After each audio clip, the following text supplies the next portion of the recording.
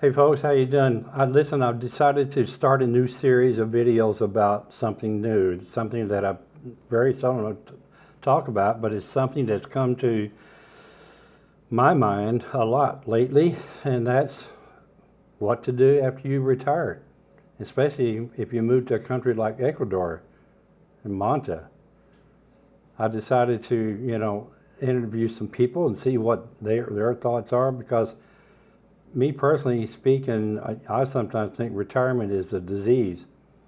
And some people, I think, take it the wrong way, and they decide to use it to die. So, you quit your job, your 9 to 5, and you decide to retire from your career. It's time to start a new one. You don't have to get paid for it, but you need something to do besides sit around and watch TV or drink beer in a beer tavern somewhere. So I started with a lady here from Manta. Her name is Sue Jordan, and I'm going to share her story with you right now.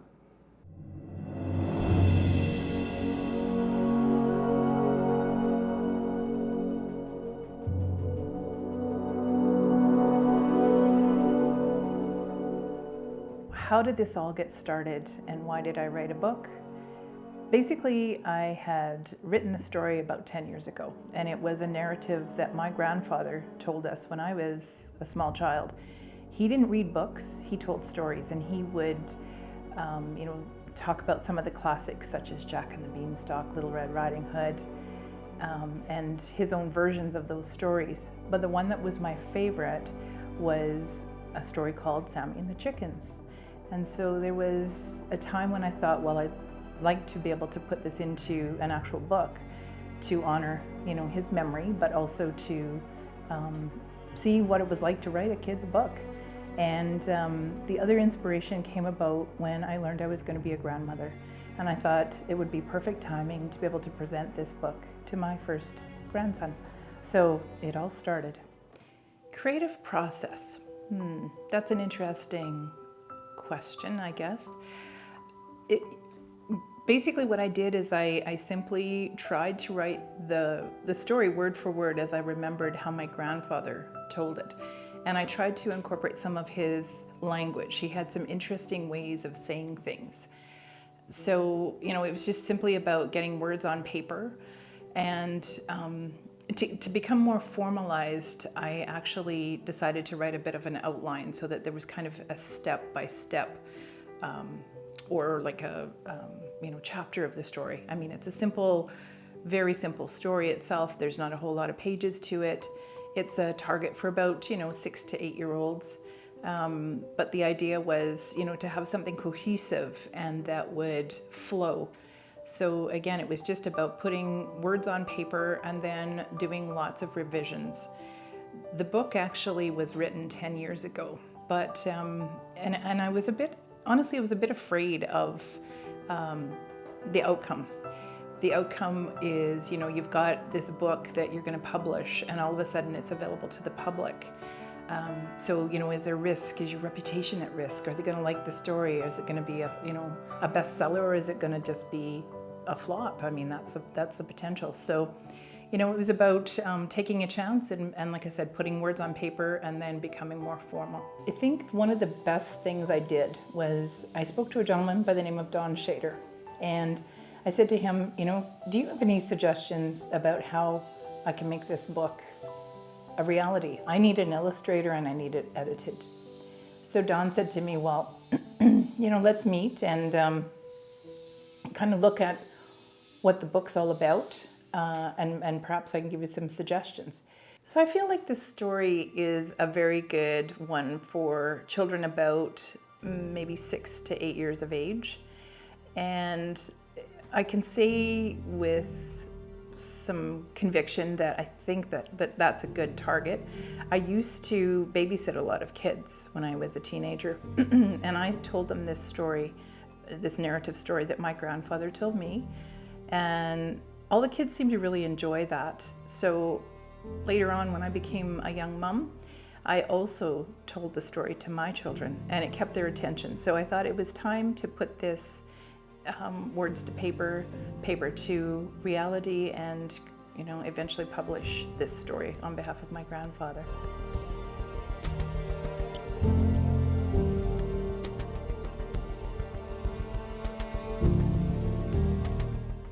The character of Sammy. When my grandfather was telling the story, and I would close my eyes and listen to his words, in my head I saw this little boy who was maybe about 7 or 8 years of age, and he had red hair and blue eyes, and he was kind of a bit of a character. Well, years later, my firstborn son, Devin, ironically has red hair and blue eyes. And so he is actually the symbol or represents Sammy in the story. We used a picture of him to develop what he looked like. Then we went on to, kind of look at the fairy who plays a part in the story, and then the mum. And those are kind of the three main characters. The fairy teaches a lesson. The mum, is the mum. She's does what mums do, and that's take care of their children. And then the little boy is, at the age where he can learn and he can help. So it's a combination of, talking about like a lesson, choice, consequence, and an outcome. And I'm really happy with how the book came together, but it's also the story that my grandfather told, so it's very familiar to me.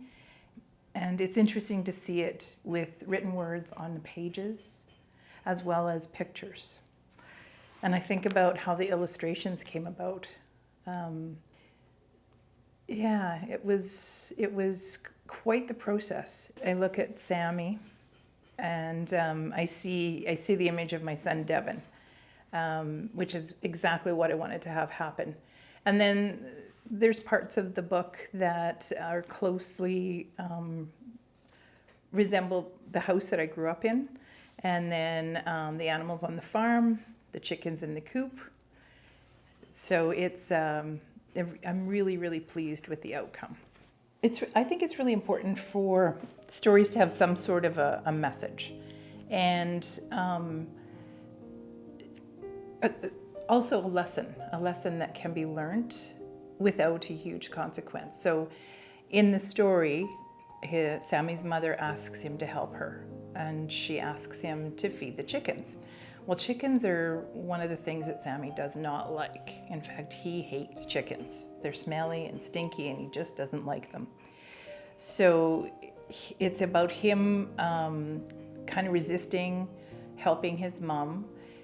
He makes a choice not to help her. He makes a choice to sneak down to the pond so that he doesn't have to be around chickens, and then gets himself into a little bit of trouble. And what happens next is that Sammy ends up in a position that he's not very happy about, and he has to figure out how to get himself out of this position.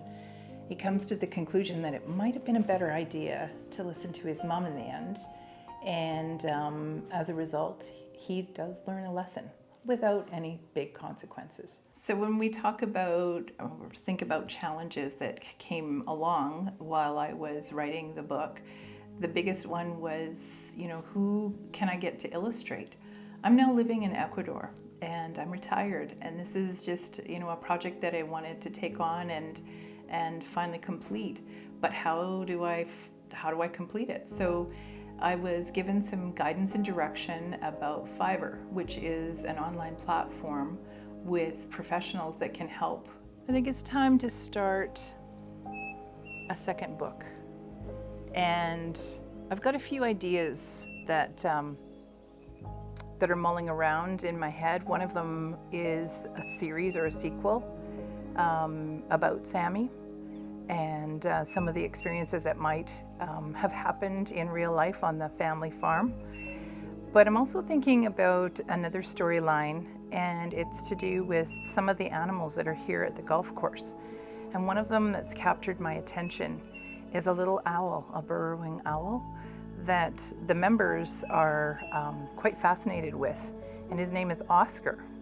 So I think there's a story in there about Oscar and his life on the golf course in Ecuador, South America.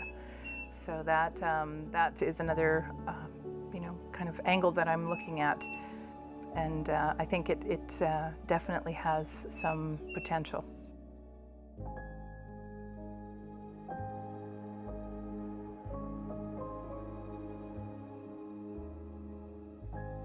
What have I learned through this whole process? And, how has it changed things for me? Well, basically, I did something that I've always wanted to do, and that is I published a book. It's a very simple book, but I still, I'm really proud of the fact that I got to do that. And I had some help along the way. So it's about not being afraid to ask questions, to talk to people, to find out, the process that they've done along the way, and simply get started. One of the things that I believe in is something I call brain sailing. And brain sailing is a little different than brainstorming. It's a more positive outlook on just setting out an outline.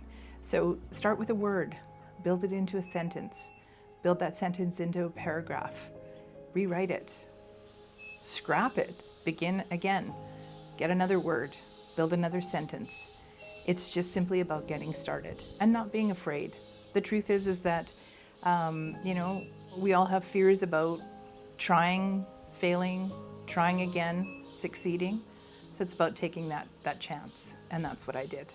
And I'm so grateful that I had the chance to do this. The big question is, do I want to write another children's book? And the answer is yes. And as I've thought about the storyline, the content, series, sequel, something completely different. So, the possibility is certainly there. I've also kind of thought about maybe a bit of a blog and, in a different direction. I like to write stories about my life here in Ecuador, what it's like, my travel experiences. So maybe it's about putting it all together so that other people can experience what I've experienced. And I can be a resource, I can be a constant resource. So, the advantage of the internet and being able to look at things day or night, that holds appeal. So possibly, looking at more books and maybe going in a completely different direction.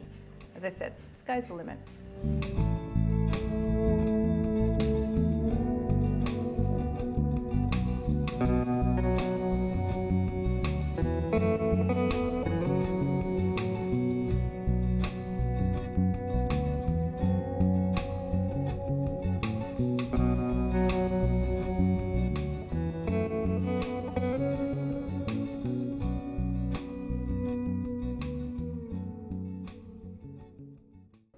So that's it. That's Sue.